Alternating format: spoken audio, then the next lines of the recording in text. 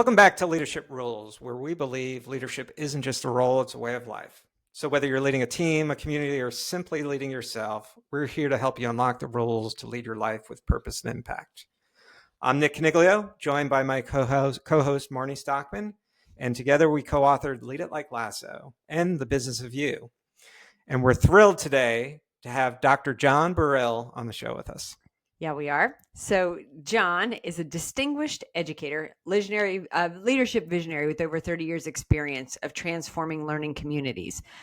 He has earned advanced degrees from multiple universities, including a doctorate, and now serves as dean at the collegiate level, guiding the next generation of educators and leaders. We love that.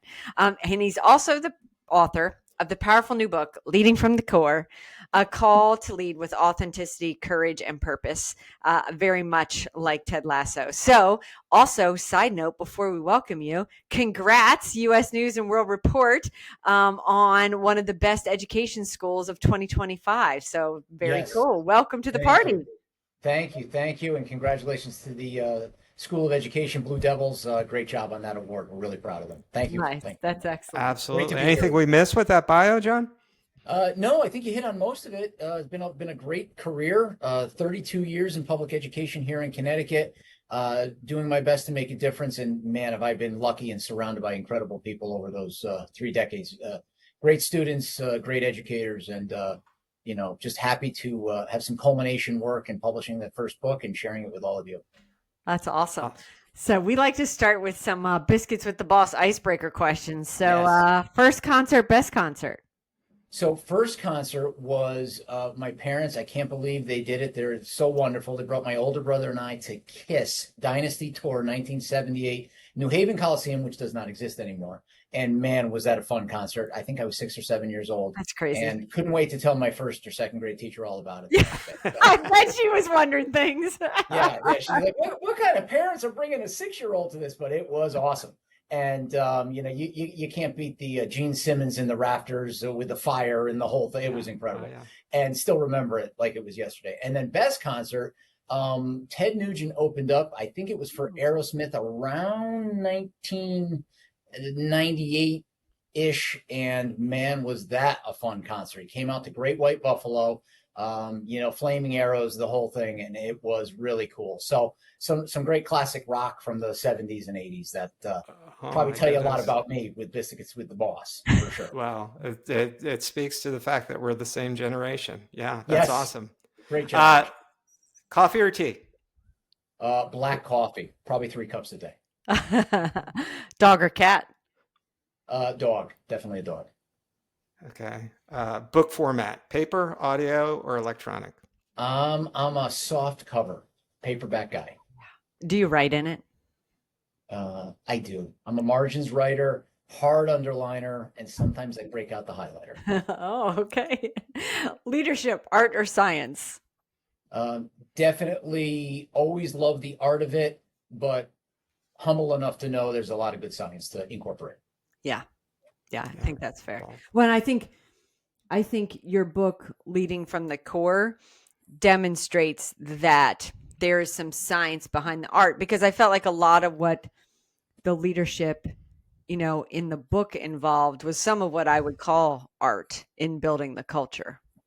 Yeah, I think so. So Margie, the main character, the principal that we studied, similar to me, I think, although, getting to know her, we grew up very differently, and she's quite a bit younger than I am. One of the things in being a leader and being, I was very fortunate to grow up in a family where Dad always said, you need to be a leader. You need to be a leader. My brothers and I just heard that mantra and that message all the time. And it felt very natural because we were schooled that way in our environment growing up. And I think for me, very naturally, was kind of always the captain of the team kind of a person, just would naturally take things over and lead either by example or, some kind of action that needed to be taken if there was a need. But learned pretty quickly as I got into my teenage years, needed to step back and let other people do that as well. Couldn't, that would be a very irritating personality trait if you always had to be the one in charge. And so, really tried to work on that. What I learned getting into, and I mean, Margie told me about this as well, is when getting into formal leadership structures, it was important to really start to apply the science. You had this natural inclination, but man, there's a lot of study you need to do. You really need to get to know people and people first and understand communication dynamics. And especially in both of our roles, being younger school leaders with older faculty, there was a piece of humility that you really did need to intentionally bring in there, because there's a lot of experts in those faculty rooms and in those classrooms that you need to respect, and they need to know that you respect it. So that was a big piece of it as well. And Margie understood kind of the human that she was working with and their needs, for sure. Yeah, and I think that whole premise of having that understanding and specifically working with people that are older than you and have more experience to you. I mean, it applies obviously in education, but it applies everywhere, and in such a big takeaway. I'm curious, John, and I haven't read Leading from the Core yet because it's sitting in I have Marnie's both copies. desk. But one of the things that we talk about when we're out on the speaking circuit is we talk about exactly what is the definition of leadership. And I'd love to hear from your perspective. And that's an open-ended question, of course. But if there was one word or a series of words or a phrase for you to describe what leadership is, how would you go about doing that? Yeah, great question, Nick. So first of all, just in case the book looks like this, in case you're wondering, if you want to, open it up. So we'll have some fun with it. No, I love the question. I love John Maxwell's definition, which is leadership is influence, nothing more, nothing less. I mean, at the end of the day, there's so much to it. There's so many aspects to the science of it, the art of it, all the nuances, but it's influence. And that's why I talk about people and educators specifically in the book and others, is you can influence from wherever you are. It doesn't have to, leadership isn't a position, it's action.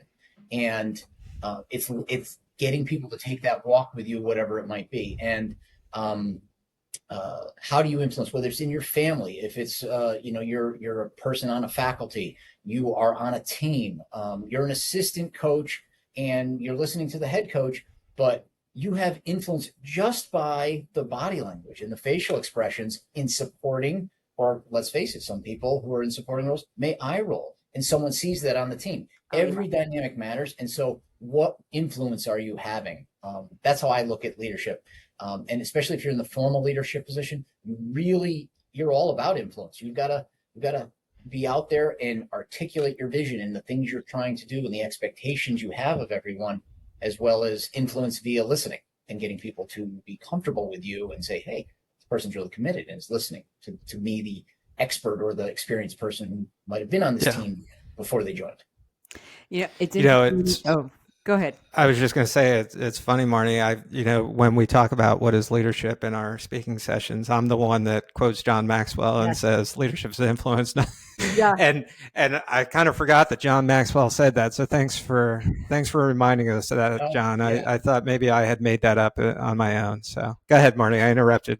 No, all good. When we speak about leadership, we show how every different thought leader has a different take on leadership. And it's interesting when we talk with folks to ask them what key phrases and words are most important to them, because everybody has their own personal take on leadership.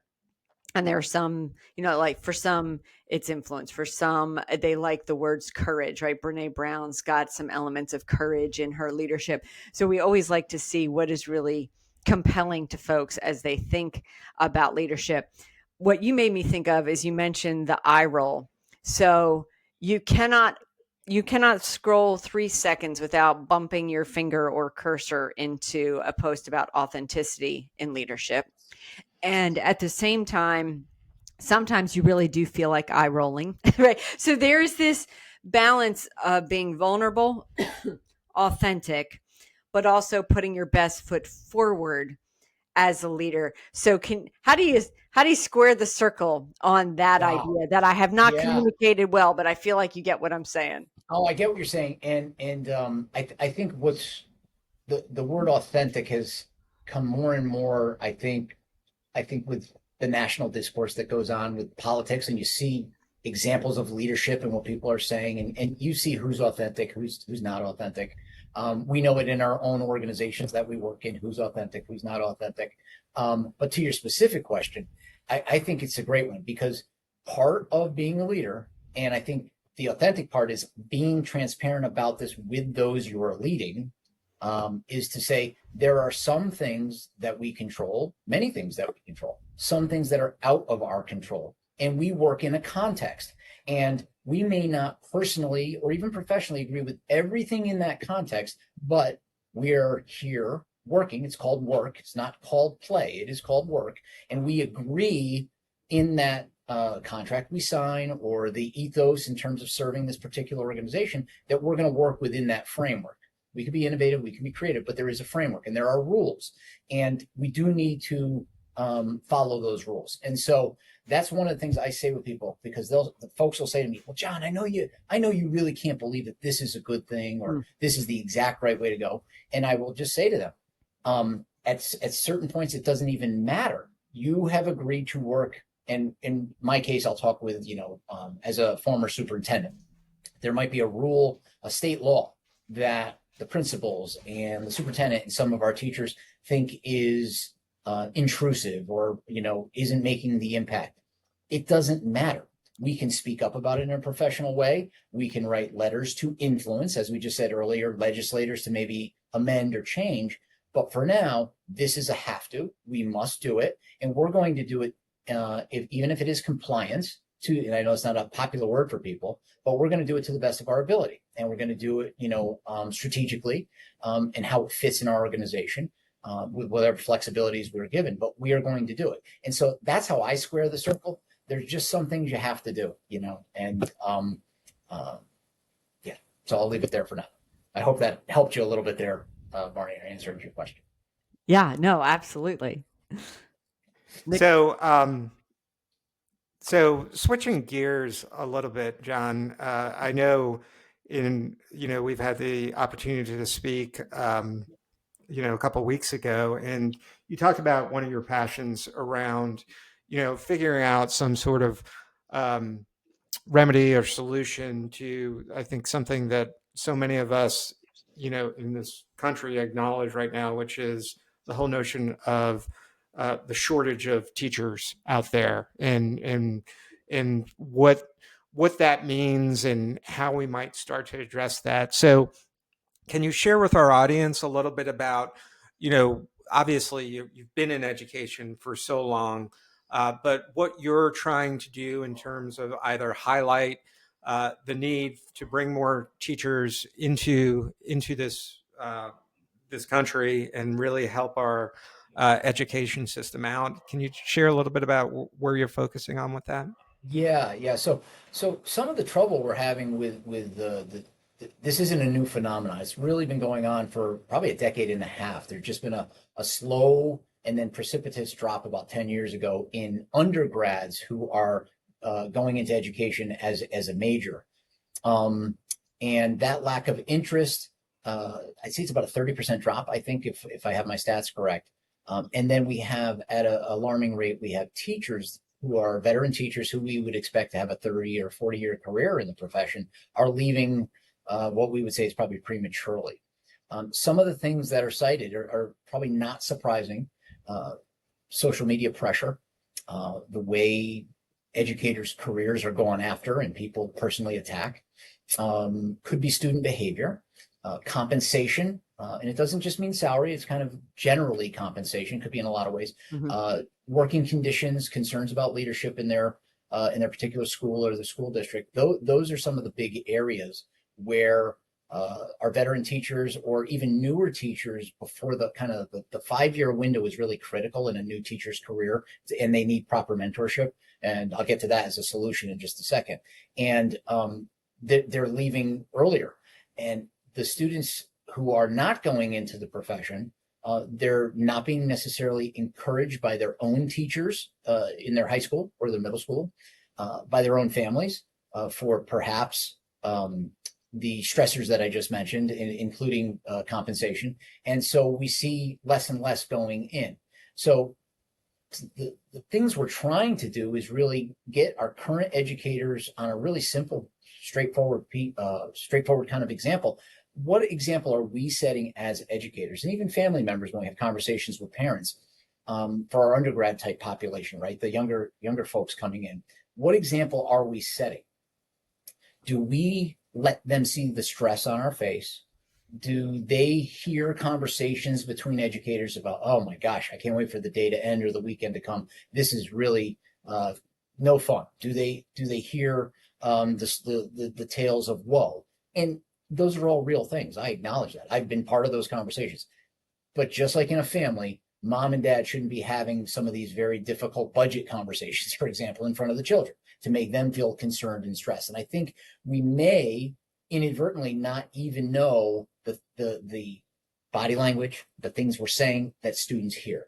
And so reflect, how do we talk about education and our own experience, and how do we act in front of the students? I could tell you, when you see a coach or a teacher loving the work that they do, and as a student you're receiving that impact, that could really turn people on.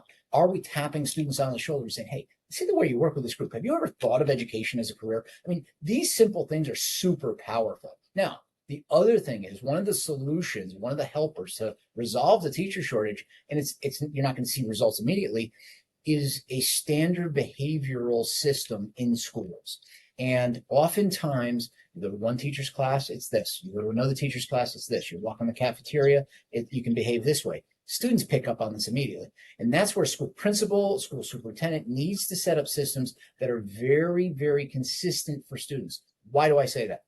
Not only are veteran teachers and early career teachers leaving because of what could be one of the reasons cited is student behavior, but students will not go into a profession if they see their own classmate acting a certain way, disrespectful, whatever it might be, to their teacher who they're trying to learn from. And if they see that, it's no wonder they're going to say, I don't want to go into this profession. I'm not going to take this as an adult. I don't want to be cussed out by him. I don't want to deal with this. So if we have, but we can have the behavioral expectations, we all need to follow them. And that's including our school leaders. The school leaders need to be strong with that. And then the district leaders need to be strong, because you will have pushback, right? From students, from parents, and especially if there's inconsistencies. So it's a holistic community effort in that particular regard. But we also need to talk to our legislators and think about compensation and what we need to do there to be fair and competitive as well. So there's a lot of things. Oh, and I'm in firm, fair, and consistent as a former teacher and assistant principal is absolutely, I mean, I feel like I staked my reputation on the fact that that was sort of the founding mantra for me. Right. And it makes a huge difference. And kids really want that. They won't say that they do, but they desperately do. It's true. It's true, Marnie. And I think it's just like very few people want to eat their vegetables and, have the proper, level of nutrition. Right. But if you're eating a bag of chips for dinner, you feel it after a while. And so it's a healthy way to live, to your point. So next week, I'm talking to a group of students about the business of you. And one of the things that I'm going to sneak in there is I don't think I've ever been proud of doing something that was easy, right? Like, it's easy to just sit and watch TV at night. It's not a shining star for me. I've always wanted to, I'm proud of something that I have had to work for or work through to make it happen. And if we're just making it easy and go ahead, whatever you want, just, all right. So don't go to class, not having any expectations for the kids, roaming the hallways, etc. That is not helping that situation. I chatted with Nick about this when we knew we were going to talk with you.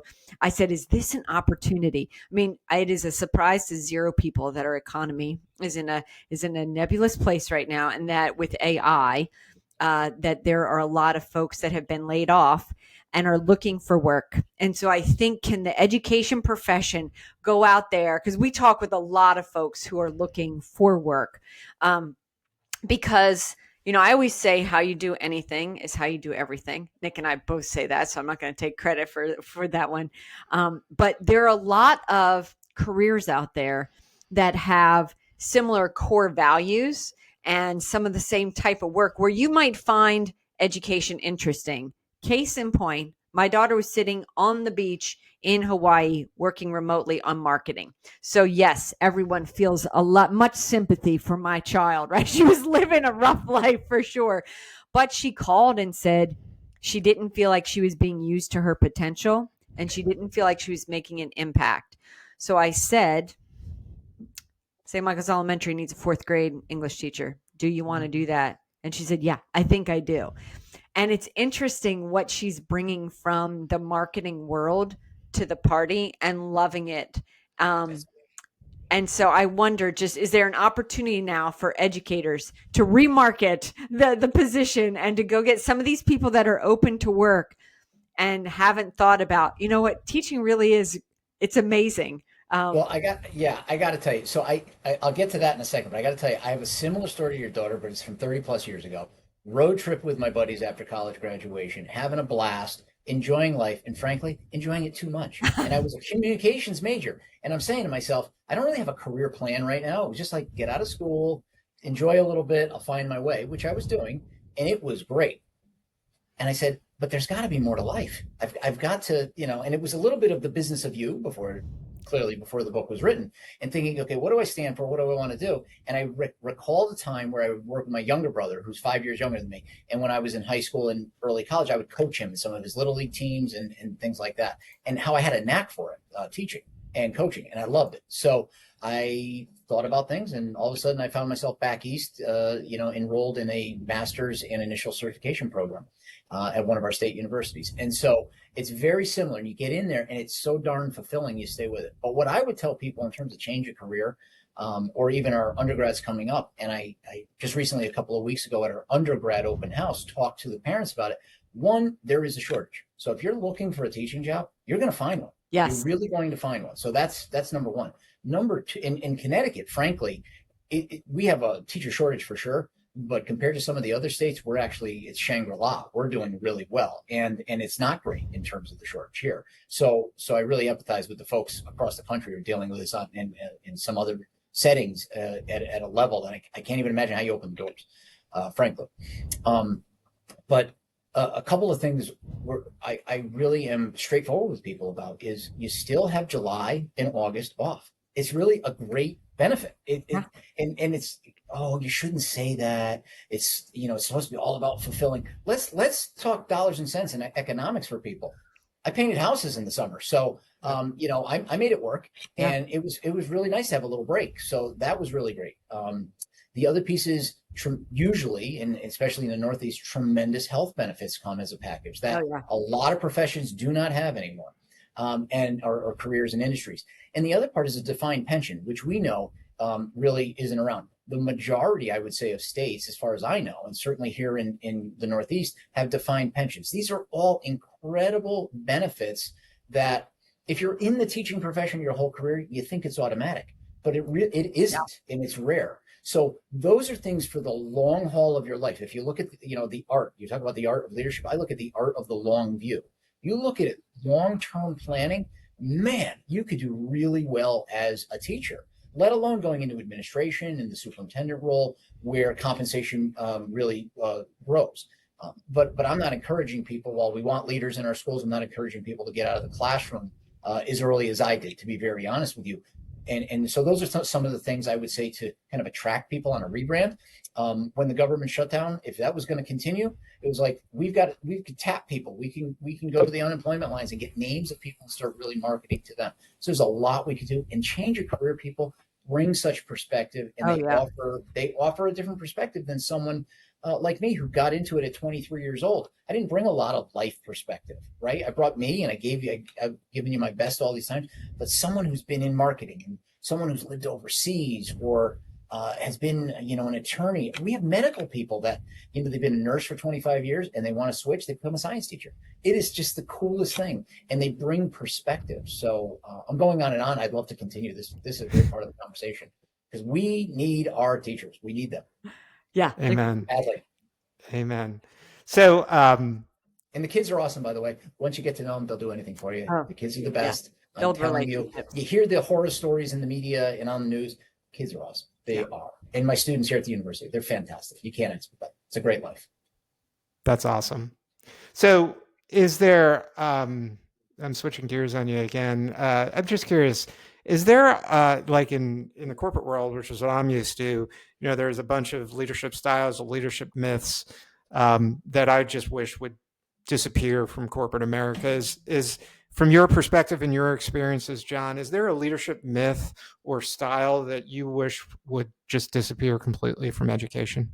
This goes back to Marnie's first question, Nick. You know, I even thought this when you start thinking about the science of leadership, but the art of leadership and what society says leadership is supposed to be. I think this is why the three of us love Ted Lasso so much, because it came from an authentic and kind perspective, a Yeah. human centered, human efficacy perspective, kind of where my book is about, right? Is that teacher efficacy, human efficacy. Um, the Lone Star command and control leader. There is a time for being and using the style of command and control. If there's emergencies or a real, urgent need for whatever it might be, absolutely. But it's a strategy and it's an intentional timing when you need to be like that. But that old fashioned, I'm the leader and I tell you what to do and everybody just needs to follow me. I think one, it's never been effective as a one style of a leader. Anyway, it just hasn't been. It's a myth, right? That's in the Yep. movies or whatever we think.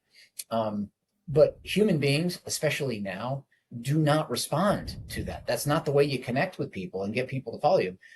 We talked about a shortage in one industry right now. We have shortages in various industries, but human beings in today's age are not going to take it. They're just going to move on to a different career. They're not. There just isn't that level of deference to folks who hold leadership positions because of societal changes, whatever those are. And like I said, it wasn't. I don't believe it was ever really effective as a tool 100% of the time anyway, or an intentional strategy. So I wish that one would go away. And really, I think authenticity. Since we're talking about TED and the business of you and leading from the core, this is where they come together. It's on authenticity. I'm drafting a new book. It's coming along. It's probably 70% drafted. I would say. I wouldn't say 70% done. And I'm titling it the Leadership ACE. And so I'm using the acronym ACE. And so one of the first rule of ACE is authenticity, commitment, and empathy. So it's all really about that human centered piece and getting that right. And I actually used an example of an old friend of mine who the first faculty meeting went up there and kind of gave that chest out. She gave that chest out command and control piece, and no one connected, no one listened, and it was a rough couple of weeks to start. And then, but once she told a family story or something she was having trouble with, showed a little humanness and vulnerability, all of a sudden everybody started listening because people in an organization want to be a team and they want to work together. So open yourself up and connect. It's okay. And frankly, the authenticity part, the older I get, the more experienced I get, I realize more and more, be salt of the earth, be approachable, be your authentic self, and people will flock to the vision and the mission and work together and roll up their sleeves to help. They really will. Yeah, it's funny you mentioned, Hollywood. We talk a lot about the fact that there are so many leaders out there that, and we do acknowledge leadership is life, very similar to the message that you started out with earlier, John. But so many people are put into a leadership position in an accidental fashion. We call them the accidental leader, right? They had no idea that they were going to be in charge of people. But what's ironic about it is culture that we see through social media, through Hollywood, through movies, all of that. The only thing you really see is the command and control type leadership, which, as you said, doesn't really work. And I think that's again why we have all resonated towards Ted Lasso, is actually seen as counterculture because of things like authenticity and emotional intelligence. All those Empathy. Yeah. different attributes. And the fact that it's viewed as counterculture is a little bit odd because that's typically the leadership style that is effective. Now it doesn't give you the short wins. It's a long game. It's important to remember that, but it's not that long. And in today's world, just like you said, the generations that are coming out and entering the workforce, that's what they demand. Like you said, they're going to leave if they're told what to do. So I love absolutely all of those points for sure. And Nick, you're making me think. I grew up playing a lot of sports, and in football and track were my main sports as I got older. And I would tell you that because of all the sports radio shows and things that people see on TV, a very visible leadership style study you can do is with any coach in any sport. But the NFL seems to cover it more. And the coach, to be honest with you, is probably the most important in the sport of football, because there's 11 folks on one side of the ball, and the permutations with 22 people on the field at one time and the variations that come up. The coach is extremely important in terms of play calling, and position control and matchups. There's just so much strategy in the chess game, if you will.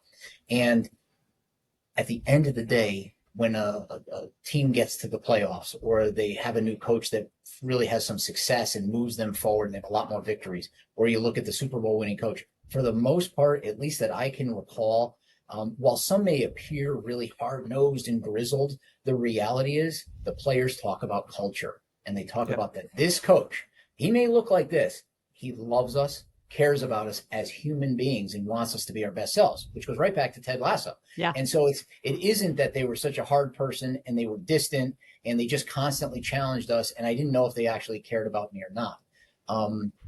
There was noted there was a player down the other day, seemed like a pretty bad injury, and immediately the head coach, now this is profession, they have trainers and doctors, the head coach was out there on one knee checking. I think it was Mike Vrabel from the Patriots, a former player and really known as strong, hard-nosed, but really cares about the people in the organization. He was out there on one knee checking on the player, not worrying about the next play, those kind of things. You have assistant coaches for that.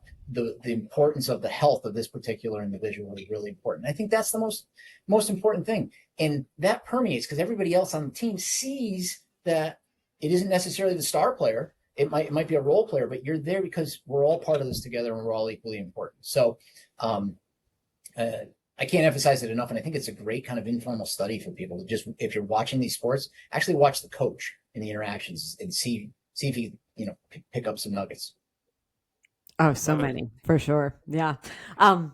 So you've coached, you've taught, you've superintended all the things. What it's a verb now. I love it. It is. Yeah. What is a leadership rule that you feel like everyone should follow?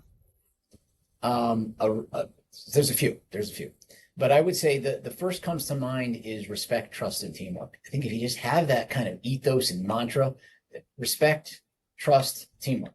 So the respect is the general respect, like we've been talking about, for human efficacy, for the people who are doing this work. The trust is that you are in an organization, and especially when you're new in leadership, you've got to give the trust first. If people are going to trust you, you got to say there's people who know the gig. They've been in this organization. They know how to get things done. They know the bureaucracy. They know who to talk to. Now somebody might make the argument, well, if it's a failing organization or it's mediocre, they really need an overhaul. Well, that may be the case in a particular context. And in that case, maybe more command and control is necessary. Again, it's got to be intentional and strategic. You don't just come in with one rule. But I think respect, trust, and then teamwork. Nothing gets done. None of us do any of this stuff by ourselves. We all are relying on one another. We're interdependent. And so I think when you say respect, trust, and teamwork, there's simple words that people can understand and use that as a mantra. I think the other thing that goes to the business of you, which I have right here, buy it as a stocking stuffer for your children, high school, college, etc. For yourself, it's really a great book. But I think in the business of you, thinking about core values. And so there's an old mantra. I certainly didn't make it up, but if you don't know what you stand for, you'll fall for anything. Yep. So if you stand for respect, trust, and teamwork, you're not going to fall for certain things. Or if you're, my professional mantra as an educator is the sole reason for the existence of our profession is the student. Everything goes back to the student. So whether you're working on a budget, you're working on a discipline plan, you have this new program that you're all excited about, there's a new schedule. At the end of the day, the question always is, how is this benefiting students? Are the resources going to students? You just have to keep going there. And so I know what I stand for. So then when things are, thrown at me or pitched to me, I'm always going back to that simple ruthless priority of, wow, how does it benefit our students? How does it benefit our students, short and long term?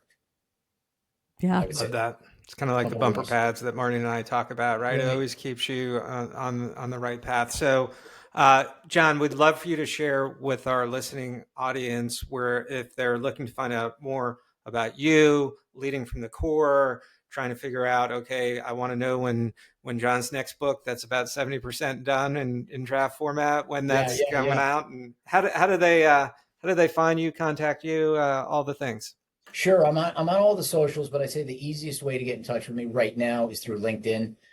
Dr. John W. Barile, Barile. I'm right there, so we can contact each other. I'm actually working on a new website right now, developing some opportunities for keynote speaking and speaking engagements. And certainly, I recommend the book Leading from the Core. I think it's important for people to know it was born out of my doctoral dissertation, so it's research based. It's not just from experience, and it really talks about the three truths that I found in the study of communication, collaboration, and connection in terms of leadership and building organizational culture and inspiring belief in the folks who are working in that organization. Because if if we have high efficacy in our organizational members, they truly believe they can make a difference, and they'll go make that difference. And those three truths really make a difference in terms of that for leadership.